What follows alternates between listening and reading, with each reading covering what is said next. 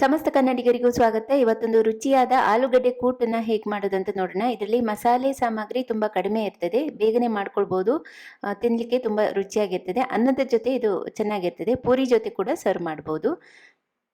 ಬನ್ನಿ ಆಲೂಗಡ್ಡೆ ಕೂಟ್ ಹೇಗೆ ಮಾಡೋದಂತ ನೋಡೋಣ. ಮಸಾಲೆ ಮಾಡಲಿಕ್ಕೆ ಅರ್ಧ ಕಪ್ ಫ್ರೆಶ್ ತೆಂಗಿನ ತುರಿ, ಒಂದು ಕಾಲು ನಿಂಬೆಹಣ್ಣಿನ ಗಾತ್ರದ ಹುಣಸೆ ಹಣ್ಣು, 5 ಹುರಿದಂಥ ಒಣಮೆಣಸಿನಕಾಯಿ, ಸ್ವಲ್ಪ ನೀರನ್ನು ಹಾಕಿ ಈ 3 ಇಂಗ್ರೀಡಿಯೆಂಟ್ಸ್ನ ನುಣ್ಣಗೆ ಹೀಗೆ ರುಬ್ಬಿ ಮಸಾಲೆ ರೆಡಿ ಮಾಡ್ಕೊಳ್ಬೇಕು.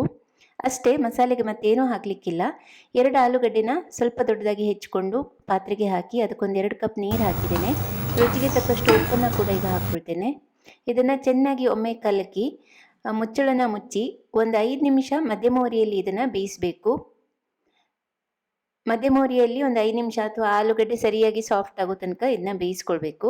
ನಾನು ಈಗಾಗಲೇ ಬಿಳಿ ಕಡಲೆನ ರಾತ್ರಿ ಇಡೀ ನೆನೆಸಿಟ್ಟು ನಂತರ ಪ್ರೆಷರ್ ಕುಕ್ಕರ್ನಲ್ಲಿ ಸ್ವಲ್ಪ ಸಾಲ್ಟ್ ಹಾಕಿ ಉಪ್ಪು ಹಾಕಿ ಬೇಯಿಸಿ ಇಟ್ಕೊಂಡಿದ್ದೇನೆ.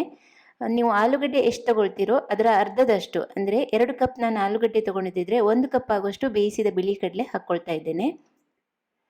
ಬಿಳಿ ಕಡಲೆ ಆಲ್ರೆಡಿ ಬೇಯಿಸಿರೋದು. ಇದನ್ನು ಚೆನ್ನಾಗಿ ಕಲಿಸ್ಕೊಂಡು ನಂತರ ಮಾಡಿಟ್ಕೊಂಡಂಥ ಮಸಾಲೆನ ಹಾಕ್ಕೊಳ್ಬೇಕು. ನೀವು ಬೇಕಿದ್ರೆ ಅರಿಶಿನ ಪುಡಿ ಹಾಕ್ಕೊಳ್ಬೋದು, ಬಟ್ ಕೂಟು ಅಂದರೆ ತುಂಬ ಸಿಂಪಲ್ಲಾಗಿ ಇರ್ತದೆ, ಕಲರ್ ಕೂಡ ಹೀಗೆ ಇರ್ತದೆ. ನೀರು ಹಾಕಿ ಆ ಗ್ರೇವಿ ಕನ್ಸಿಸ್ಟೆನ್ಸಿನ ಅಡ್ಜಸ್ಟ್ ಮಾಡ್ಕೊಳ್ಬೇಕು. ಸ್ವಲ್ಪ ದಪ್ಪನೇ ಇರ್ತದೆ ಕೂಟಿನ ಗ್ರೇವಿ ಯಾವತ್ತು, ಆದರೆ ನೀವು ಶುರುವಿಗೆ ಸ್ವಲ್ಪ ನೀರು ಮಾಡ್ಕೊಳ್ಳಿ, ಯಾಕಂದರೆ ನಂತರ ತಣಿದ ಮೇಲೆ ಇದು ಮತ್ತೆ ದಪ್ಪ ಆಗ್ತದೆ ಮಸಾಲೆ, ಅದಕ್ಕೋಸ್ಕರ. ಸೊ ನಿಮ್ಮ ಪ್ರಿಫರೆನ್ಸ್ ಪ್ರಕಾರ ಗ್ರೇವಿ ಕನ್ಸಿಸ್ಟೆನ್ಸಿನ ನೀವು ಚೇಂಜ್ ಮಾಡ್ಕೊಳ್ಬೋದು. ಮೊದಲು ಆಲೂಗಡ್ಡೆಗಾಗುವಷ್ಟು ಮಾತ್ರ ಉಪ್ಪು ಹಾಕಿದ್ದೆ, ಈಗ ಮಸಾಲೆಗೆ ಕೂಡ ಮತ್ತೆ ಉಪ್ಪು ಹಾಕಿದ್ದೇನೆ. ಇದನ್ನು ಇನ್ನೊಮ್ಮೆ ಚೆನ್ನಾಗಿ ಕಲಕಿ ಮುಚ್ಚಳನ ಮುಚ್ಚಿ ಮಸಾಲೆ ಹಸಿ ವಾಸನೆ ಸರಿ ಹೋಗಬೇಕು ಮತ್ತು ಅದು ಸರಿಯಾಗಿ ಕೂಡ್ಕೊಳ್ಬೇಕು. ಮತ್ತು 5 ನಿಮಿಷ ಮಧ್ಯಮ ಉರಿಯಲ್ಲಿ ಇದನ್ನು ಚೆನ್ನಾಗಿ ಕುದಿಸ್ಕೊಳ್ಬೇಕು. ನಂತರ ಒಗ್ಗರಣೆಗೆ 1 ದೊಡ್ಡ ಚಮಚ ಎಣ್ಣೆನ ಬಿಸಿ ಮಾಡಿ ಅದಕ್ಕೆ 1 ಚಮಚ ಸಾಸಿವೆ ಹಾಕಿ, ಸಾಸಿವೆ ಸಿಡಿದ ಮೇಲೆ 1 ದಂಟಿನ ಕರಿಬೇವಿನ ಎಲೆಗಳನ್ನು ಹಾಕಿ ಇದನ್ನು ಸರಿಯಾಗಿ ಹುರ್ಕೊಂಡು ನಂತರ ಇದನ್ನು ತೆಗೆದು ಅಲ್ಲಿ ಕುದೀತಾ ಇರುವ ಆಲೂಗಡ್ಡೆ ಕೂಟಿಗೆ ಹಾಕಿ ಗ್ಯಾಸ್ ಆಫ್ ಮಾಡಿದರೆ ಆಯಿತು. ಕೊನೆಯಲ್ಲಿ ಸ್ವಲ್ಪ ಕೊತ್ತಂಬರಿ ಸೊಪ್ಪನ್ನು ಸಣ್ಣಗೆ ಹೆಚ್ಚಿ ಹಾಕ್ಕೊಳ್ಬೋದು. ಇದು ತುಂಬ ರುಚಿಯಾಗಿರ್ತದೆ, ಮಾಡೋದು ತುಂಬ ಸುಲಭ. ಇಂಗ್ರೀಡಿಯೆಂಟ್ಸ್ ತುಂಬ ಹಾಕಿಲ್ಲ ನಾವು.